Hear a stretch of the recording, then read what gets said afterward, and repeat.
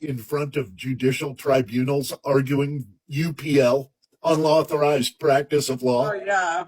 And I got out of it every time, but it took some kind of shady back room stuff for me to get out of it.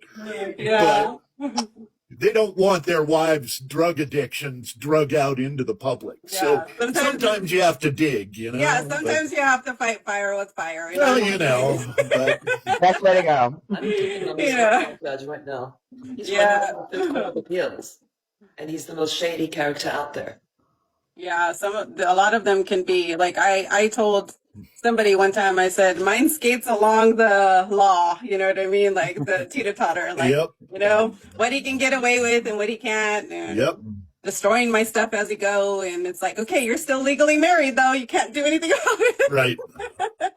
Because if you're technically still legally married, you can't really press charges if the vehicle is still in your name, you know what I mean?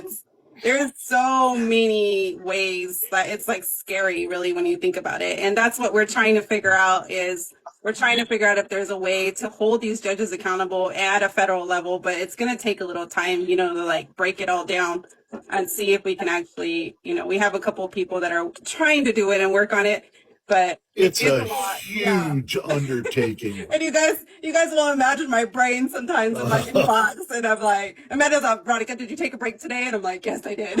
She's like, Yeah. And then I got to break it down for Amanda when I talk to her. I'm like, okay, you ready? Okay, here, this is one part. Okay, here's another part. Okay, are you ready for the next part now? You know, because my mind can go and have all those inboxes, but you know, I know. Well, you know what the other sad part is?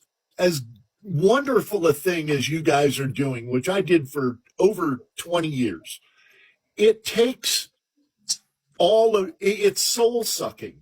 It takes all of your day and most of your night to keep up and learn the game, to be able to fight it constantly every minute of every day, which really honestly does nothing for your kids or your friends or your family or anything else in your life. So it's going to destroy your life one way or another. Yeah. Mental health first. Exactly. Well, I look at it like this. I did not want to step foot in a courthouse again after my first divorce for 10 years. No. Then I ended up getting drug into it again, and I was like, oh my God, okay, you know, so I was down for a good while, and then I was like, okay, let's go, let's do this. But my main objective is to get people, you know, and there is a so-called advocate out there that's taking my wording.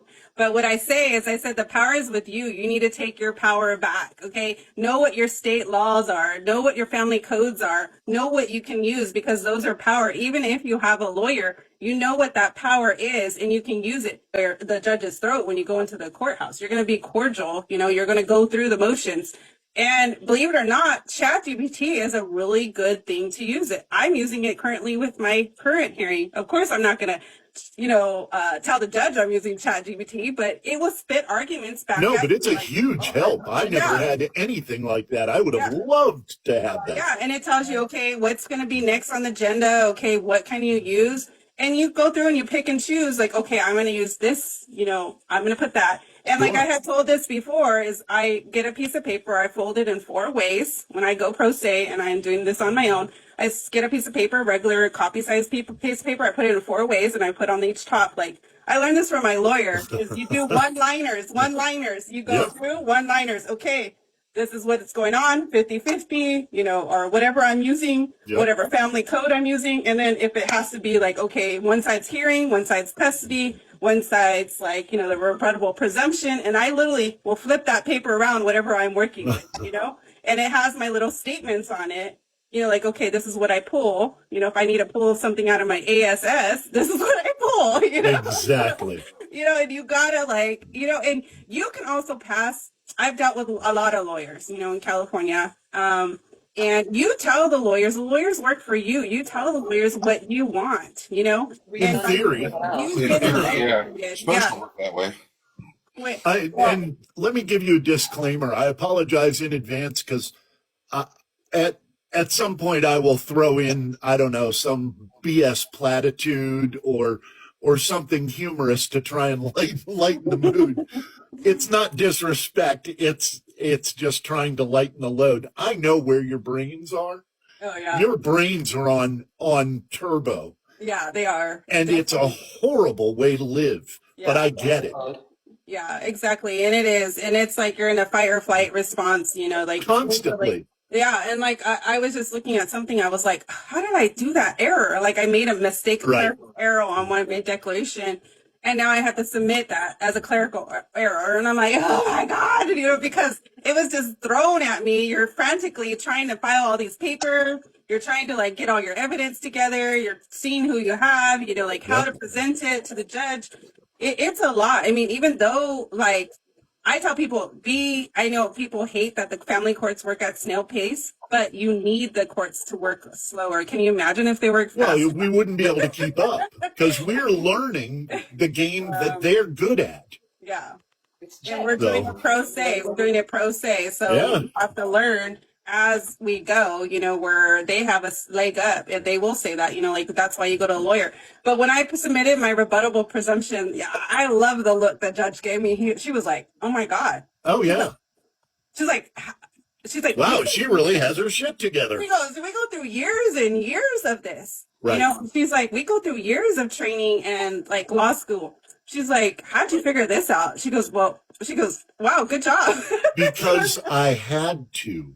Yes, I had no choice. This wasn't an education that my parents paid for that I could drink on Fridays. I had to learn this yesterday. And the same thing like Working Mama, when she came to me, I was like, girl, there is this and this and this in my free resources. Dive into it. Get Exactly. educated, know all the definitions. Exactly learn it. what you can, you know.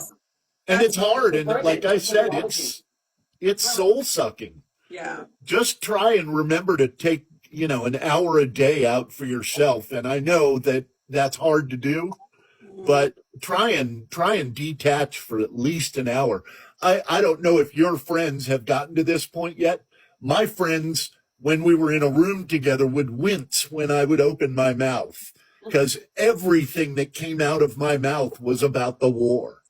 And my friends would say, dude, put down the gun, climb out of the tree. You know, just chill for an hour. Yeah. Everything you say is through the filter of the fight. Yeah. Working And Mama. it's exhausting. Yeah. Working Mama, you wanted to say something? Go ahead. Oh, don't worry, it's left my mind already. Oh, that's your mind. Okay, go ahead, Chewy. I'm sorry. No, it's okay. I know she was about to say something, but yeah. It's and just I- exhausting to live that way. And I know what you guys are going through, and I don't envy you for even a moment. Yeah, we have a couple of our friends. Amanda and I have a couple of our friends that we've had to talk to them, encourage them, and tell them, you know what, we're in this for the good fight.